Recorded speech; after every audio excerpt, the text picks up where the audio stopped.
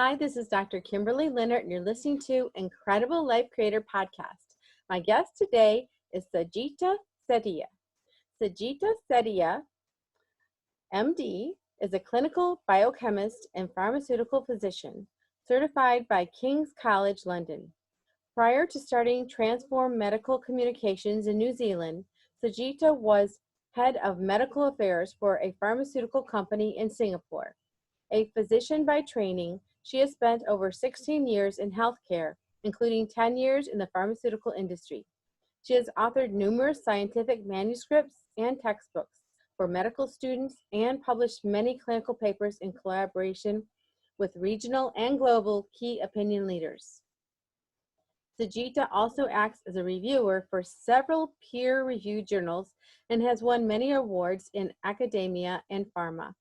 Sajita has served in a variety of roles in healthcare, ranging from clinical educator to medical lead in pharma, and has created a strong legacy of value creation through publications and strong partnerships with government, regulatory agencies, medical societies, and associations. Sajita is also mental health and positive psychology enthusiast and founder of Transforming Life, a digital platform to boost mental health and emotional well-being using scientific and proven metacognitive insights, knowledge, and practices. She trains individuals and teams to achieve a sound control over their thoughts, feelings, and emotions by empowering them with profound skill sets that provide happiness, bliss, productivity, and success, irrespective of life's challenges. She has launched exclusive content to boost motivation and morale amidst COVID-19 crisis on her YouTube channel. Welcome to the podcast, Sajita. Thank you so much, Kimberly. Thank you for the lovely introduction as well. Yes, and that was quite an introduction. You have done so much work in your area. So besides the professional side, we always like to find out about people's personal side. So why don't you start out and tell us, where you grew up, how you started out, how you got into what you're doing today. Sure, thank you. So I grew up in India. I did my medicine in India and my post-graduation. My subspecialty training was in clinical chemistry or lab medicine. And then I moved to Singapore 12, 13 years back. And I spent almost a decade there working for various pharmaceutical companies and being a pharmaceutical physician. So I got to work with government decision makers. I got into a lot of research as well. And it was a fabulous journey. I accompanied my husband most of the times wherever he moved, and I moved along with him. And when we moved to New Zealand close to 2 years back, there weren't much options for me. So I started my own agency for medical communications, Transform Medical Communications, which has been going great. And starting a new career, as you know, is not easy. And I got in touch, with spirituality, with psychology, and I saw a very different situation here in New Zealand. Growing up in India and living in Singapore, it was pretty Asian community. And a lot of things were not so heard of, for example, substance abuse.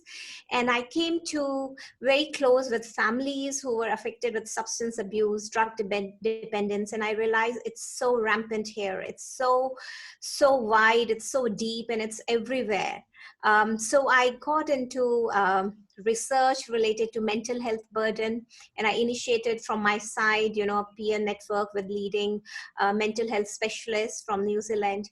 And I was deeply touched with the mental health burden. It has always been there, but there was within me, I have to do something about it. Why can't we all find happiness within ourselves? It has always been a passion, and I was just driven to start something and setting up businesses. I had some experience with my own venture, and I thought, maybe I should start another one. I was already very busy, and everybody was like, are you sure you want to do it? And I said, this is within me. I have to drive it. And with this, I started Transforming Life, and especially with the COVID-19 pandemic crisis, I felt there has never been a better time to start it, and I have to do something about it. Yeah, so this is how we started up with Transforming Life. And I'm very pleased to inform that soon there would be a big merger, and we are rather collaborating with the Global Mental Health Association to globalize Transforming Life. So I was contacted by the founder, Mansi Dhalokia, who is also a mental health advocate, and there are many mental health experts from around the globe, from US, UK, South Africa, Dubai, India, and myself. So we are hoping to launch a global association very soon, and this is the right time to do it. There has never been more important and urgent task, especially with this crisis, to boost productivity, efficiency, happiness, because we know that the world is in crisis, especially with the mental health problems. And the crisis was even much before COVID-19 pandemic, but maybe this pandemic is going to transform the social norms and bring something good out of it, that we start accepting and implementing the basic self practices for boosting our mental health with a population-wide, widespread way. Wow. So you started out in India and then Singapore and then New Zealand. So what's the difference when you went from country to country? They all sound like very different cultures, all three of them. Yeah, they are indeed. But I believe people everywhere are the same. We want love, affection, closeness. India is more conservative, and I was always protected and shadowed by my parents, family. It was a lovely experience growing up. Singapore is highly driven, productivity driven, efficient, and very, very competitive. New Zealand is very laid back, but I work very hard because I'm used to that lifestyle. And they're all lovely places to live in. In terms of mental health, I would say the problems are also very deep and still the same. There is definitely a lot of stigma in Asia, even in Singapore. People don't want to talk about their mental health.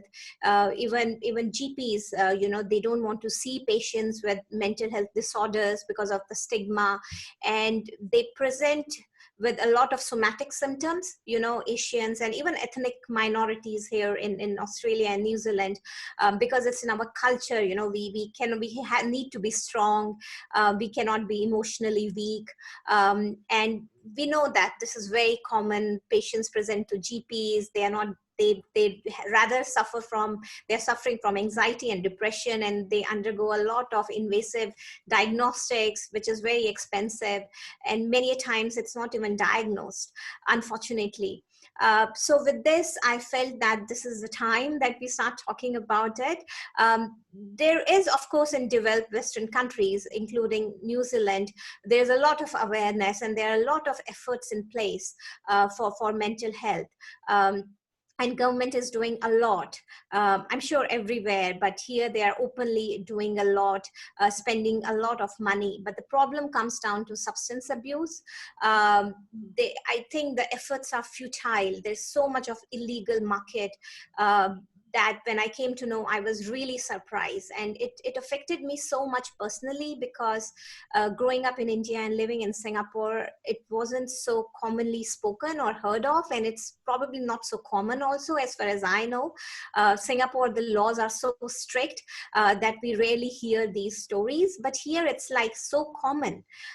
People grow cannabis, and on social media, we would see, all the misleading posts about substances, advertising that they can do anything, from curing cancer to, curing pain and mood, fixing the mood. So teenagers and young people, they tend to abuse, and drug dependence is common.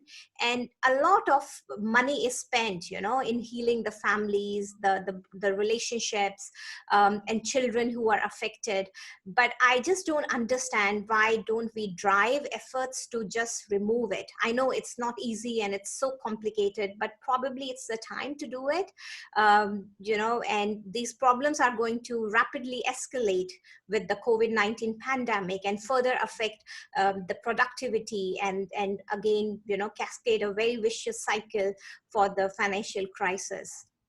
Yes. And so you grew up in an Asian, culture where you don't want to admit there's something mentally wrong. And I think that it's somewhat similar everywhere. I mean, even here, I mean, it's okay if you go ask for some Prozac or something, but beyond that, it's not that accepted. So if someone is feeling really depressed or sad, or they know they're not thriving as far as mentally, emotionally, what would you say to them to encourage them to actually get help?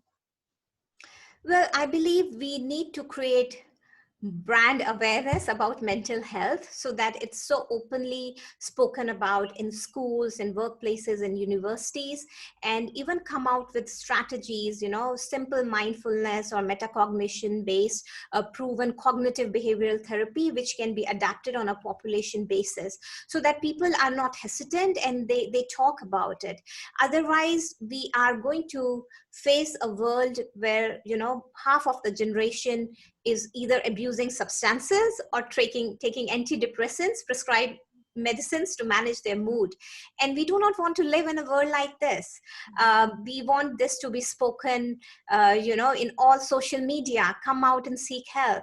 These are some of the strategies that can be implemented in organizations for boosting mental health.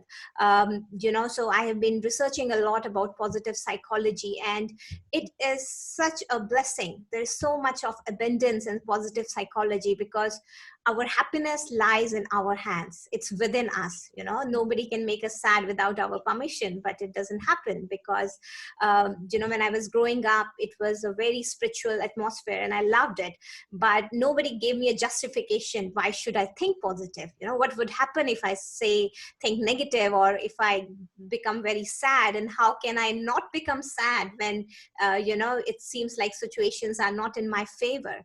But all these strategies are not taught. And after reading up, and because my specialty is medical communications and simplifying the complex information into easy, captivating info using graphics and stuff, so I started coming out with my own graphics and captivating and connecting the knowledge and the evidence behind it.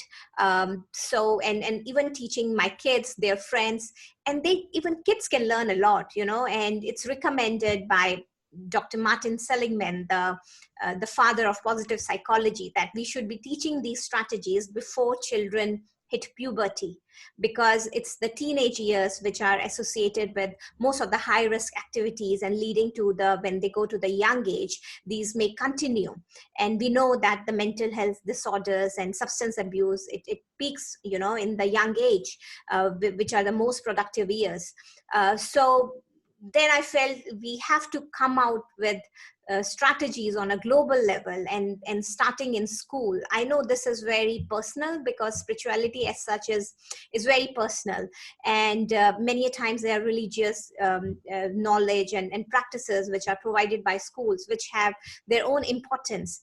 But more than that, the proven simple positive psychology, cognitive behavioral therapy designed for particular age groups, they can really transform the world where we live in, because we know how to find our happiness. And a lot of stuff related to bullying, substance abuse, the high risk behavior, they can be reduced. And with the ongoing mental health crisis, it has been said that no matter how much funding is available, even if we double it, triple it, we cannot even prevent and treat half of the mental health disorders. So we need innovation here. We have to come together on finding the right strategies. I know the strategies, of course, may differ based on the region and the ethnicity.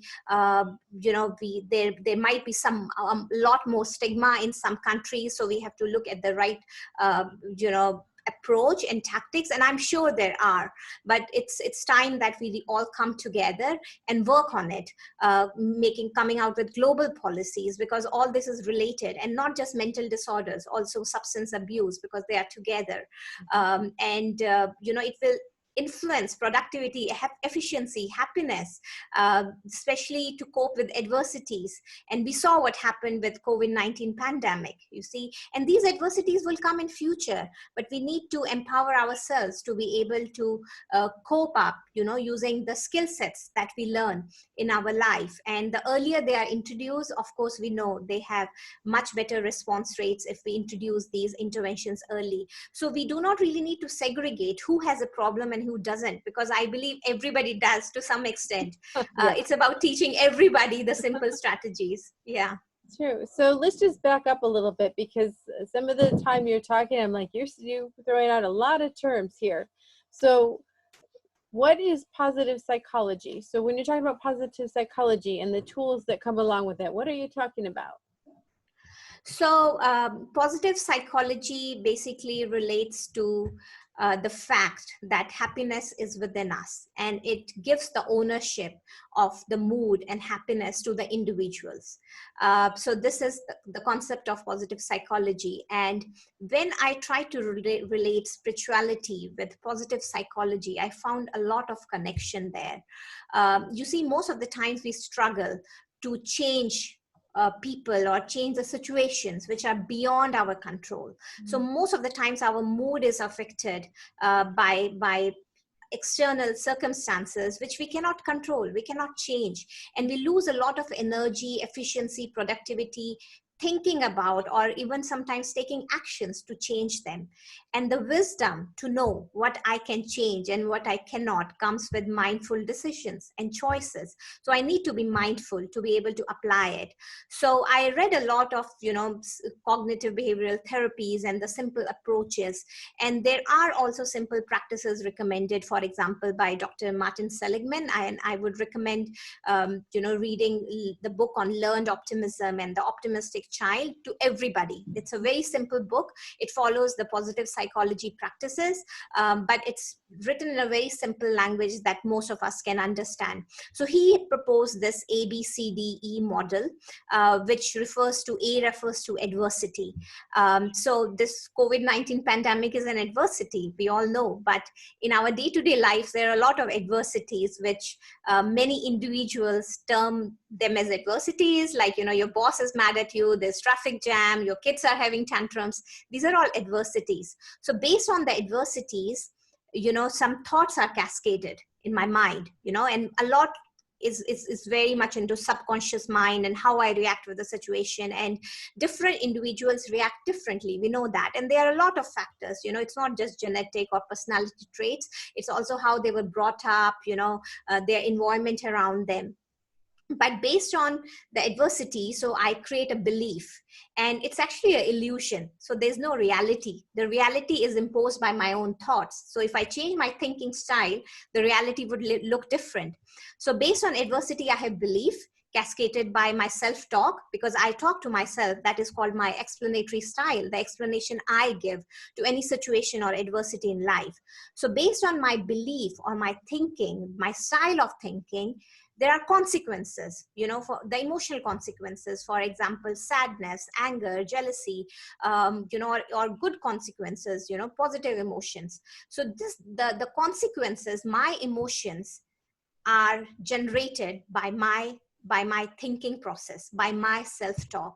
And it's very, very hard to understand your self-talk, because the thoughts are, cascaded like a rapid, firing. They come so fast, and we have like gnats or ants, the automated negative thoughts, which come really fast. They are uninterrupted. We cannot even, slow down, because we are not aware that, these thoughts are coming so fast.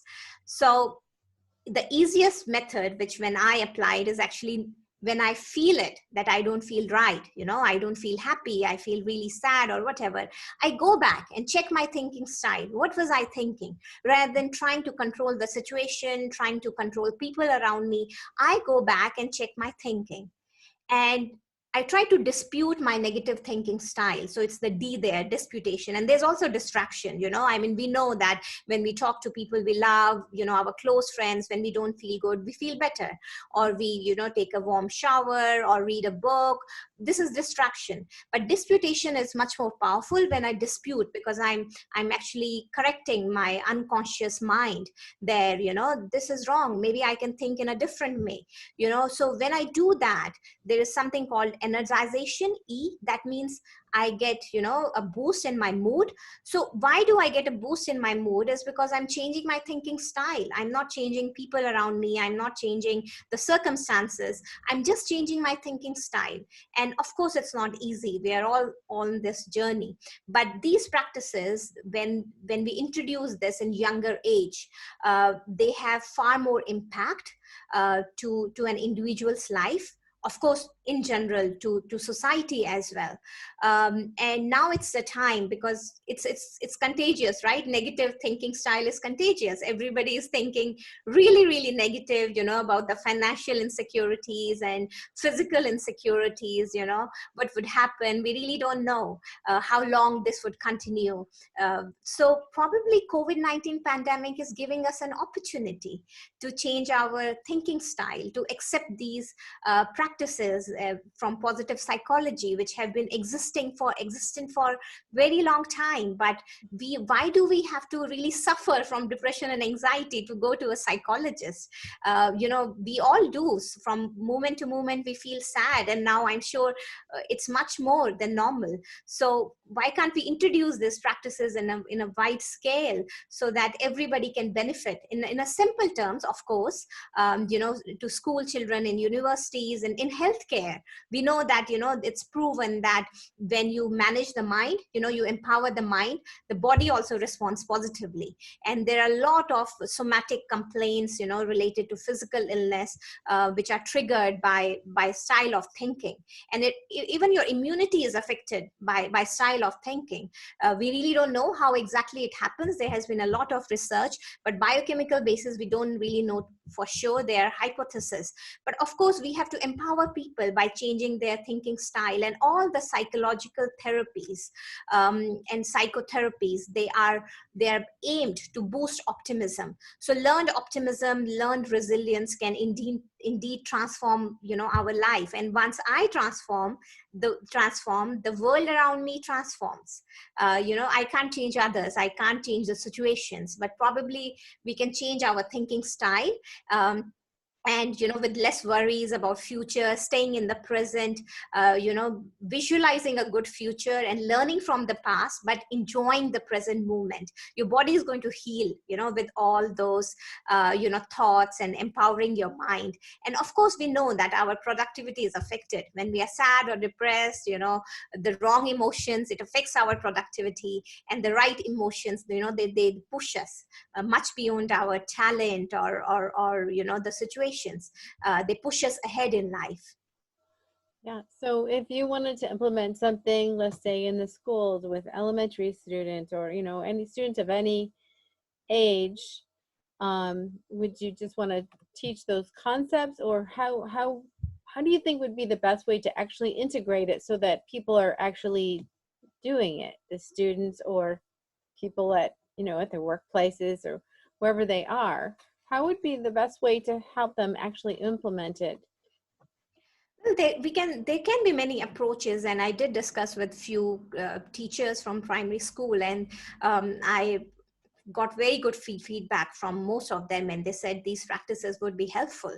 There are Bible classes or sometimes religious classes which have their own importance. But when we talk about really shaping the mind, the young minds, teaching them how to accept adversities and respond positively towards day-to-day situations in life, the homeroom teachers, this is a feedback that I got from primary school teachers, the homeroom teachers would be really appropriate. So, but again, it comes down to training the teachers first. And of course, the materials need to be different. If we are talking about primary school versus high school or universities, the complexity would be different, so that children can learn, from simple facts. And peer-to-peer counseling is very important important. Children who have learned it, demonstrated it, can teach to other children, what it means to them. And I believe we can also try to, identify the high risk group there, and really target them, because there are some children who come from families with domestic violence, and or they have health issues, so they are definitely more prone for mental health disorders, and also for substance abuse. So of course the efforts needs to be much more intense in them. But I feel, and also the same is recommended by Dr. Martin Seligman, that they should be introduced starting from very early in life. I would say probably 7-8 years old, since the time they have really good cognitive thinking and they can practice it.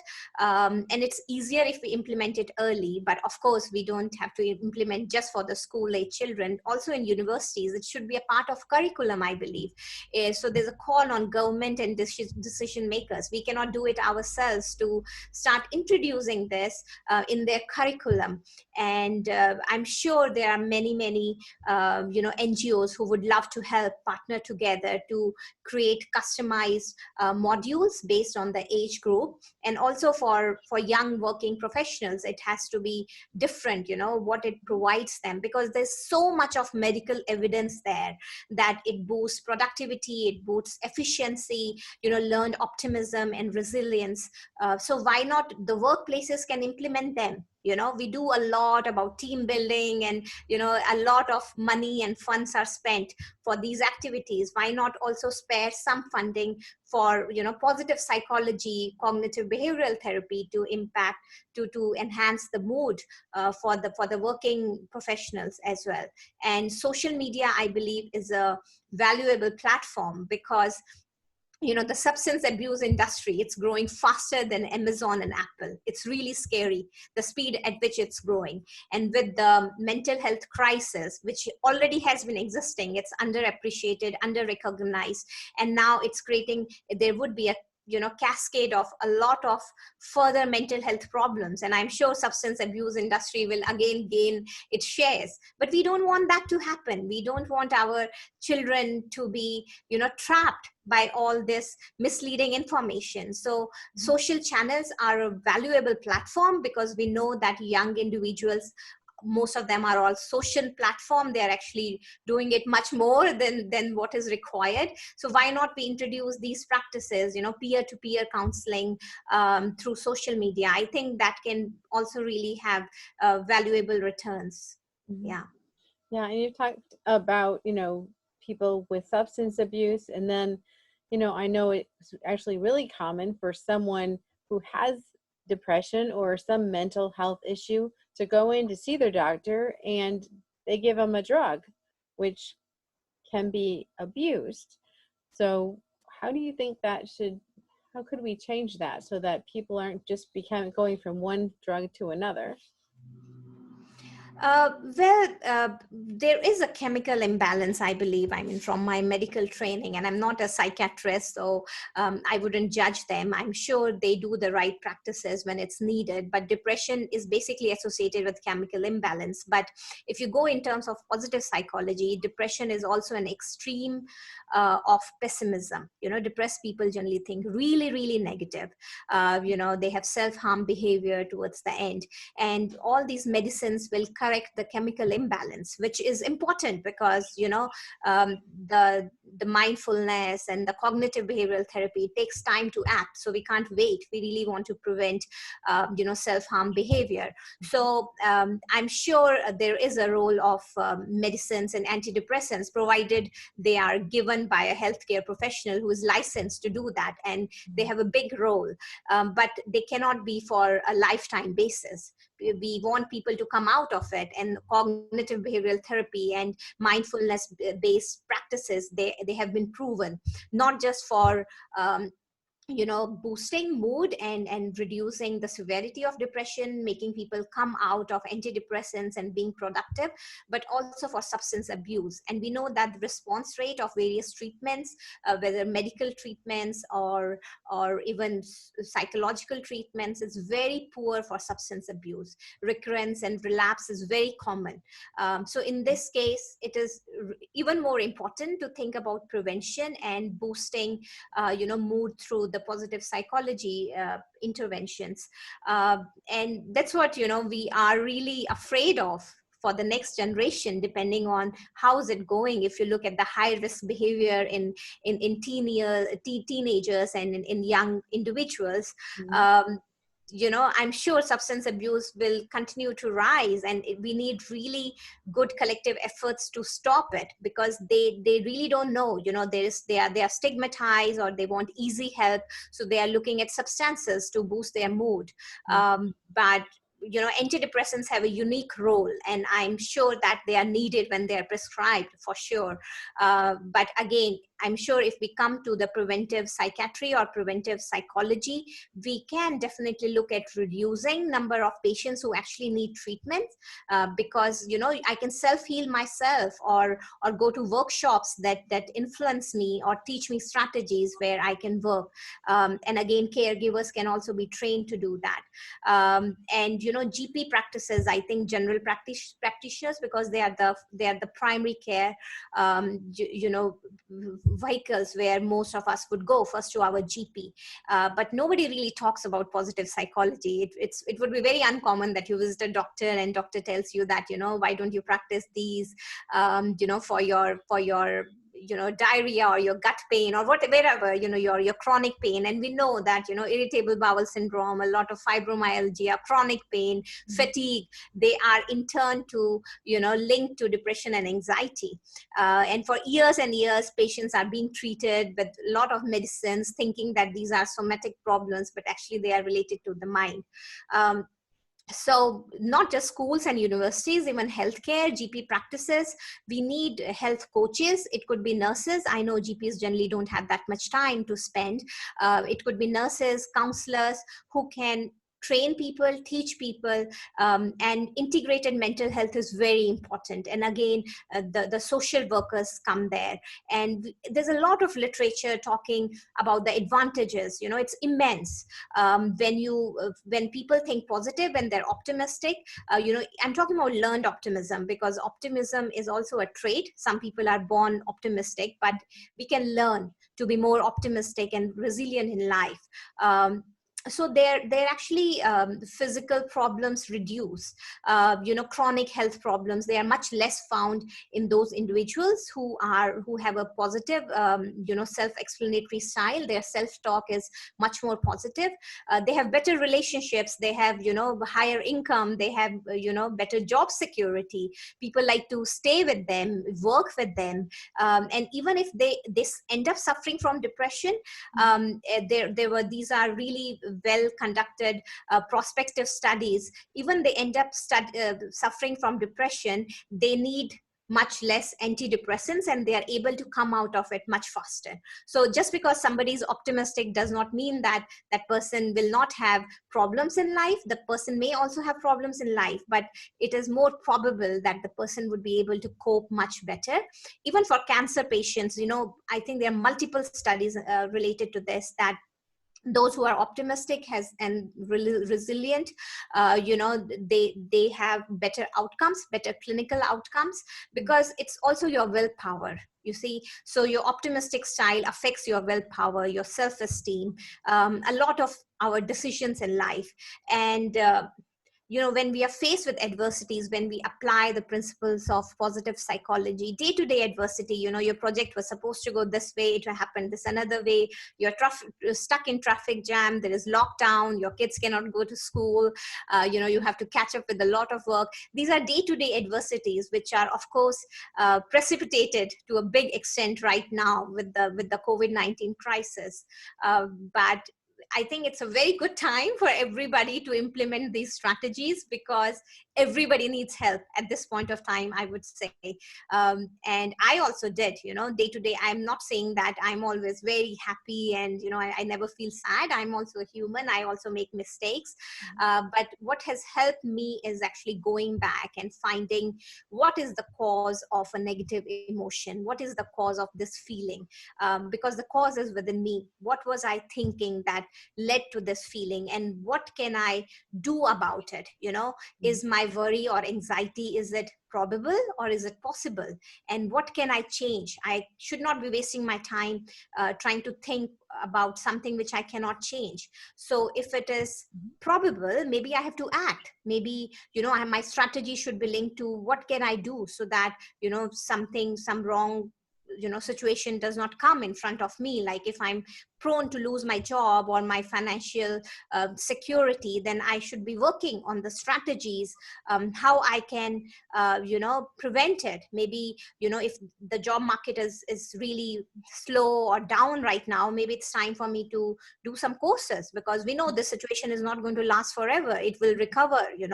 There will be definitely recovery in next few years. So my strategies would be very different, and I would be aimed. I will not be wasting my time being worried, being anxious.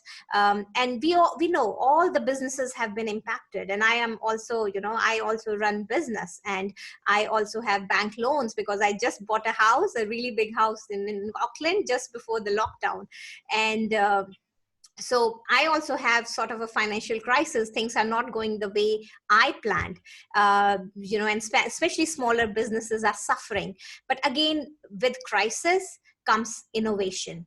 You see, all the biggest businesses were built during economic downturn. Microsoft, Google, Disney, they all come during economic downturn. So if I look at the history, I look at the past, my strategies are going to be different. And if it is just a possibility, it's not probable, then my strategies would be different. The problem is, it's the wisdom to differentiate. Is it possible or is it probable? Because most of the times our worries are only possibilities. They are not probabilities. And we waste a lot of time and effort trying to change it, or being worried about it, when it's just a possibility. So the wisdom comes from mindful choices, mindful decisions, staying in present. Mindfulness just refers to being aware of my thinking, my thoughts. And metacognition means I'm thinking about what I'm thinking, which is a higher level. And it's so important, because I don't think what I think, and I think, and it goes really a negative cascade of uninterrupted thoughts, and it becomes a reality for me. So that's why I said reality is actually not reality, because I'm creating a false reality by just overthinking or by being worried. So several of the things you were saying was resonating with me. One was, don't stay still, move forward, make a new strategy, and at least go one step in a direction. And if you're stepping in that direction, it's not working, then we're going to have to change or pivot or turn or do something. But with that positive expectation that we're expecting good things, we're not expecting bad things, because everyone, like you said, is in the same situation. We're all in the same, different, but we're still dealing with the same situation. So I really liked those points. And other thing I was thinking about is, you talked about peer-to-peer, people kind of helping each other. I know some of us are still in lockdown. Some of us are a lot freer. I know here in the United States, like people in California aren't barely allowed to leave their homes, where in Georgia, we're all pretty much going out and doing whatever we want, and the restaurants are opening and the gyms are opening, and so things are opening up. But so we have different levels. But how important is it for people to somehow get together, even if it's online, somehow to have support? Because sometimes your thoughts, even though you might want to go into the positive thought, and you know, I know if I think something negative, I'm going to have a belief and I'm going to feel bad. But sometimes people get in that spot where they can't get out by themselves, and let's say they don't want to see a doctor. How is it that we can help each other with that? Well, I'm sure governments are working, a lot. There are helplines. What works for me, if it's not so bad situation, is actually thinking about the consequences. Being from Asia, we were raised, in conservative style, that if you do this, you would be punished and this is going to happen. And it still resonates with me. I mean, I'm not saying it's really bad, but this is just, the style. So when I have wrong emotions and wrong thinking style, I bring and I emerge consequences, because from my own research, and it's proven, we are all aware, and from our own experiences, when we are really worried, or, we have wrong emotions, including sadness, jealousy, it affects our productivity. And it's not just productivity, it's the release of stress hormones. I cannot take mindful decisions. So I tell myself, when I'm not in the correct emotional state, that emotional state will not allow me to make accurate decisions. And if I don't make accurate decisions, it's going to jeopardize my relationships. It's going to jeopardize my business, my work, or whatever. So when any decision that I make when I'm in a wrong emotional state is not the correct decision. I mean, of course, when we yell at our kids, it may really have some short-term benefit that we see, that they are sort of well behaved for a few hours or whatever, because they are scared. But long term, it has nothing, it is rather, it would jeopardize the relationship, and jeopardize their emotional growth if we follow that path. So not looking at the short-term gains, but when you are emotionally distressed, bringing to your knowledge that there are consequences to your body, to your mindful decisions, to your productivity, to everything around you, and you do not want that. So it is important for each of us to realize that when we have wrong emotions, there's a lot of damage done to our body. We know that how the neurotransmitters are released, and the stress hormones, they damage. We know blood pressure increases when we are angry or stressed, and we do not want that. We want to heal our body. Everybody wants to have a healthy body and a healthy mind. So bringing and emerging the consequences of wrong thoughts and wrong emotions works really well for me. And I would totally agree that it may not work for everybody. Everybody is different. It may work for some. And if it works for you, it's well and good. Keep practicing it. Motivational talks are good. Spiritual talks are good. All these have good impact, but the best impact we all can get is when we actively practice the cognitive insights, the metacognitive insights, when we actively practice it, especially when we are faced with adversities, especially when things don't go our way. This is the best time to practice it, and you would know whether you're improving or not. They would have an everlasting impact, and you would see everything would change around you. Your relationships will change, because people will find you a different person, and they would change. If I change, the world changes. Nobody's changing. It's just that I'm changing. My thinking style is changing. And if you cannot, I say the same thing about meditation. Meditation helps you relax, because all the worries are deep rooted. They come from your unconscious mind. Even if before you realize, all the wrong thoughts start coming to you, because it's a deep practice going on, and you can't shape your mind in few seconds or days. It comes with practice. But again, if you feel that these practices are not helping, please visit a mental health specialist, because it's very important. And sometimes it should be the first step, because you wouldn't know if you don't have any resources available, especially if you don't have family members to help you. It is always better if you get the help early, because we know that it affects, the recovery. It's much easier if you come in the early stage rather than in the late stage. So go and seek. Please don't be stigmatized. Please don't feel bad about it. I know, especially in many, emerging economies, low to middle income countries, they have a taboo of calling these people as insane or even criminals sometimes. And, people like us are not treated well, because I believe everybody suffers from it. So if you feel sad, or if you have depression or anxiety, you are not the only one. And I would say I have not met anybody who has not suffered from a crisis in their life and have gone through a disturbance or low mood, persistent low mood. I mean, we do have low mood from time to time. Every day I may have, but it's not persistent. So when it becomes persistent, when it affects my relationships, my productivity, I should be seeking help, because the earlier I do, the easier it is for me. And a lot of relationship problems, domestic violence, they are related to mental disorders which go unrecognized, and they really reach a stage where it's so hard to be corrected if not sought a treatment or an intervention much early. And it is for all of us, I may also suffer from this at any point in my life, but for those who have never experienced it, or still they are in a positive mindset, I would still say that it's time to learn some practices, and also teach your family, especially your children, to learn strategies in life, because COVID-19 crisis is just one adversity. There will be a lot more that would come in future. It is up to us whether we get affected or not. So if we have shaped our mind, if we have learned those strategies to calm ourselves, and be away from all the mental stresses that happen, because happiness is within us, and try to somehow find something good in that, and gratitude, I believe, is very, very important. It's all relates to optimism and resilience. But during my low days, I do have a gratitude diary, and I do maintain it, and it helps me down, it calms me down.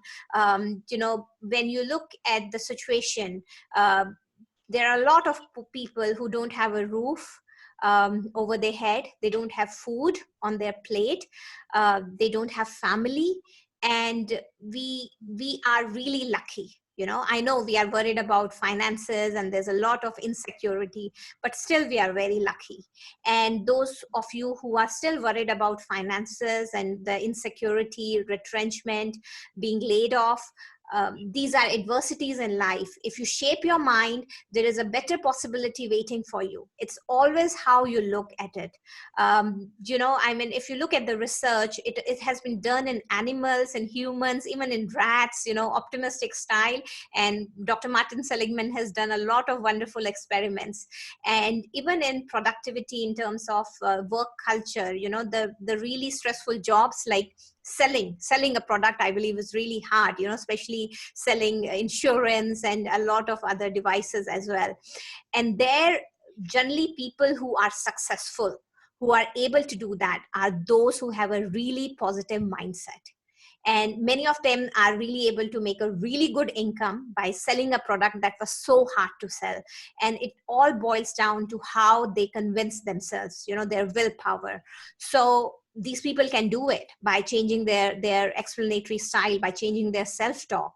So if you are faced with an adversity of financial pressure, you can come out of it, and you can make a beautiful life in your future by not being worried or anxious, but rather working towards it with the mindful decisions, with all your mindful decisions, working, taking steps and not losing hope. Because hope and optimism is really important. They sustain our life, they give us a push to move forward. And if you are optimist, people will want to stay with you. Many a times you are able to sell a product because of your the charisma and the aura around you, the leadership that comes out of you, and people want to be with you. Your personality really makes a big difference. So yeah, it's a call to everybody. Please don't be stigmatized. Seek help early. And everybody is in this crisis together. Everybody's mental health is deeply impacted. You are not the only one. And I would say that, there was a study done in India recently among, ophthalmologists. And because my husband is an ophthalmologist and you come from the similar background, and that's how probably we both can relate to it. And they did a survey because, many of the private practitioners, they are not able to go back to work. And of course, it has affected their income. And of course, everybody's life is upside down. And they found that those who participated in the survey to check the mental health, around 8% of them, if I'm not mistaken, around there were suicidal. And 20 to 25% had symptoms of depression. Now, this is in the pool of respondents who actually agreed to participate. Those who are really, really in a mental health crisis, they would not have even participated. And we are looking at the class of population, which is a high class, they are high earners.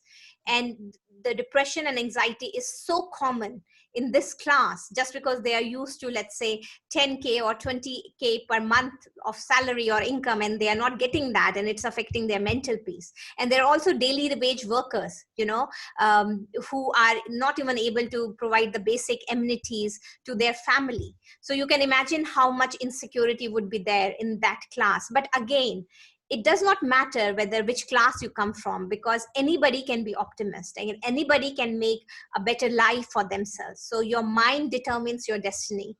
When I bring the consequences in front of me, I'm not in my stable mindset now, and it's going to impact my productivity, my job, my relationships, and I have to do something about it. I have to take ownership. Either I have to, practice the soundful metacognitive practices, I can learn self strategies, or I can seek treatment early. Loving yourself is also seeking treatment for yourself, because if you are the caregiver, you have children, you have other people to look after, and you cannot afford to be not in a stable mindset. And there are helplines provided. Most of the countries have that, I believe. So seek out help. Please don't be shy. Please don't be stigmatized. You are not the only one. I would say most of the people need help at this stage. So let's stand together, help each other, share positivity around us. Media and a lot of negative news, racial tensions are emerging. We cannot change that. We don't have to think about that. We are losing our time and effort by thinking, this is the politics, this is happening. No, don't think about all that. I would say don't even waste a lot of time watching, news or politics. Just do what is needful, what is recommended in your country. Follow the practices, follow hand hygiene, physical distancing. That is number one. And it is really, really important. But at the same time, stay in a positive mindset, because your thoughts also impact your immunity. Repeated negative persistent thinking is associated with low immunity. So please stay in a stable mindset and encourage your family to do the same. Spend good quality time with them and work on strategies for boosting your career or your life. I mean, if you have some time off from work, there are so many online courses which are even offered free nowadays. So make use of this time, and it's the one who is able to act at this time and be productive at this time. It will determine our destiny and future, what would happen in next few years. So I would say this time is even more crucial than usual times, because your optimistic style is really much more important at the time of adversity. When a situation comes to you, what do you tell yourself? And with the optimistic style and explanatory style, or optimistic self-talk, you can cope up with most of the adversities in life. And also we are the role models. Once we do that, our kids are going to imitate us. So it's really, really, it cascades down in a positive way, and we are teaching them. And we know that if we are around people who talk a lot of negative stuff, then it also affects our mood. We get drawn. So try to be in a positive, good company. Your company is very important, with people whom you love, and your relationships are really, really important. I mean, don't let any adversity come in between your relationships. Relationships with your partner, with your kids. No matter how angry, worried you are, tell yourself, my relationships are more important than this adversity. And they are. We know that they are. And stay united, stay safe, but at the same time, stay really positive, and learn some, cognitive behavioral therapies to boost your mood. Just learn and practice them. It could be spirituality, it could be meditation. Spend some time with yourself, stay in the present, and maintain a diary. If you're really affected, write down the things you are really, grateful for. Gratitude diary is really important. And write down your worries, your anxieties, and look at them from a detached mind, not getting affected by your worries. Why am I worried? Is it really a financial crisis for me? And if yes, what can I do about it? What are the strategies I should adopt? What is most important to me right now? what can I do to be more productive? And remind yourself that all the negative thinking is going to affect your immunity. It's going to affect your productivity. I don't know, this works for me. So I'm just sharing a strategy that when I remind myself, okay, I'm getting angry at this time, things did not go the way how I expected. But if I'm acting like this, if these thoughts keep coming on my mind, it will not do any good. It will jeopardize the situation further. So, and stay in your positive mindset. I think there has never been a time more crucial than this to adopt these strategies in life for everybody. Well, so much wisdom. Thank you so much. And where can people find you? I know you have a new website. How can people contact you? So you can reach out to me directly if you are looking for any training your teams about productivity, efficiency, in general about mental health, advocacy or promotion. You can reach out to me. It's sajita.setia@transformmedcoms.com. And I have a website as well for my medical communications agency. And I created another website just to boost mental health. And I have even graphically simplified some of the strategies from positive psychology. So in books, it's here and there. I have tried to bring it together so that it's simple and absorbed for anybody. And yeah, you can call me as well to book any session. And we would be soon merging into a global organization, Global Mental Health Association. So we are really hoping to come out with global strategies to be implemented in healthcare, in workplaces and schools and universities, so that, people can really benefit when it's really the time to discuss and inculcate these habits. Beautiful. Well, thank you so much for being on the podcast today. And I know people will be thinking about what you said and how they can stay positive and keep looking towards their goals and keep looking towards what they want to happen in their life. So thank you so much. It was my pleasure, Kimberly. Thank you for having me here. All right. We'll talk to you again soon. See you. Bye-bye.